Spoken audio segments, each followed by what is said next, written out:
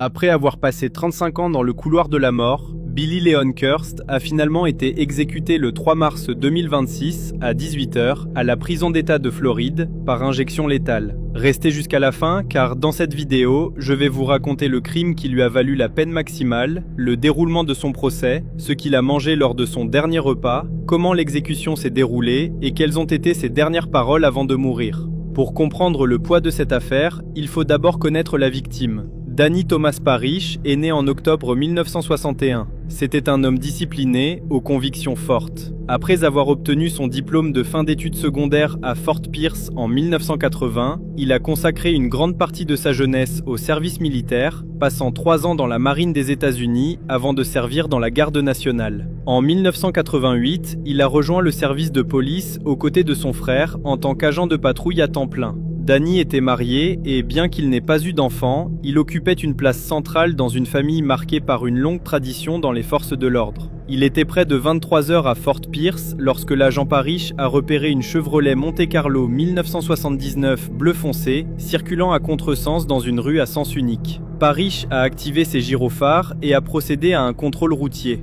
Au volant se trouvait Billy Leon Kirst, un jeune homme noir de 18 ans qui était légalement majeur depuis seulement 84 jours. Kirst était nerveux. Il ne possédait pas de permis de conduire valide et se trouvait en liberté conditionnelle pour un délit mineur commis quelques mois plus tôt. Soupçonnant que quelque chose n'allait pas, l'agent Parrish a communiqué la plaque d'immatriculation par radio avant de sortir de sa voiture de patrouille. Il a demandé une pièce d'identité. Craignant que l'agent ne découvre qu'il violait les conditions de sa probation et ne le renvoie en prison, Kirst a commencé à donner de faux noms. Après vérification, aucun ne correspondait. Parrish lui a alors ordonné de sortir du véhicule et de s'appuyer contre la voiture afin de procéder à son arrestation. Ce qui avait commencé comme une procédure de routine s'est transformé en une lutte désespérée. Lorsque Parrish a tenté de lui passer les menottes, celles-ci ont accidentellement heurté Kirst sous l'œil, déclenchant une réaction immédiate et violente. Les deux hommes se sont battus pendant plusieurs minutes, échangeant des coups et se débattant sans contrôle. Au cours de l'altercation, Kirst a trébuché et est tombé au sol, mais il a réussi à s'emparer de l'arme de service de l'agent et à la pointer directement sur lui.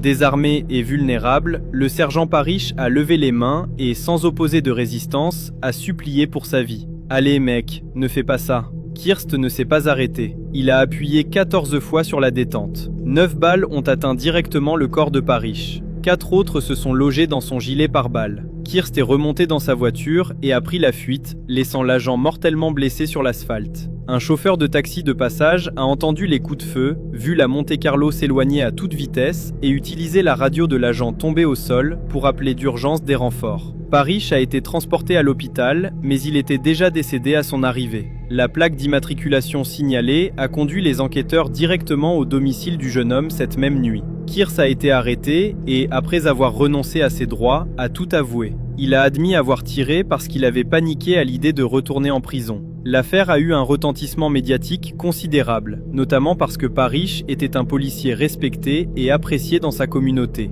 Ses funérailles ont rassemblé une foule immense composée d'agents et de citoyens, et elles ont été retransmises à la télévision. En octobre 1991, un jury l'a déclaré coupable de meurtre au premier degré et de vol à main armée, recommandant la peine de mort par 11 voix contre 1. Mais c'est alors que le chaos judiciaire a commencé. En 1995, la Cour suprême de Floride a annulé la condamnation à mort. Elle a estimé que le juge initial avait commis de graves erreurs dans les instructions données au jury concernant les circonstances aggravantes, en dupliquant indûment certaines charges. Un nouveau procès sur la peine a été ordonné en 1996 et déplacé dans le comté d'Indian River afin d'éviter tout préjudice lié à l'opinion publique locale. Lors de cette seconde audience, l'accusation a présenté des éléments sur le caractère de la victime et la brutalité de l'attaque. La défense, de son côté, a tenté d'humaniser Kirst en exposant une enfance marquée par la négligence et le déclin.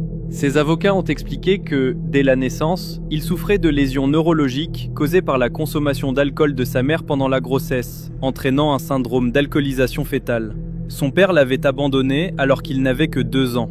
À l'école, il était décrit comme un enfant affamé, négligé et en grande difficulté scolaire. Son quotient intellectuel était de 79, avec un niveau académique équivalent à celui d'un élève de primaire. Malgré ces arguments, le nouveau jury a été unanime.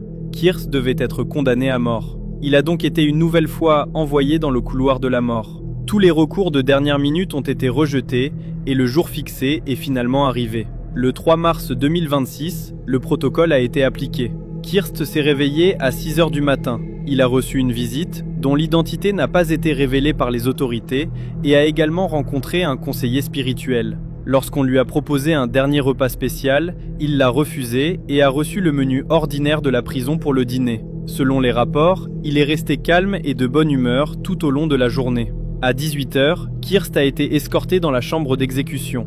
Après avoir été attaché sur la civière, il a été autorisé à faire une déclaration finale, mais il a choisi de garder le silence. Le processus technique a commencé à 18 h 02 avec l'administration d'un puissant sédatif. Kirst a fermé les yeux et a commencé à respirer lourdement.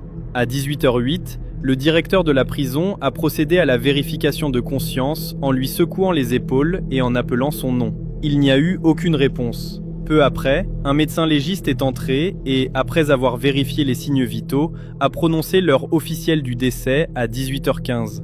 La procédure a duré 13 minutes. Pour la veuve du sergent Danny Parish, présente dans la salle des témoins, cela a marqué la fin d'une attente de 35 ans pour une justice que beaucoup considéraient comme tardive.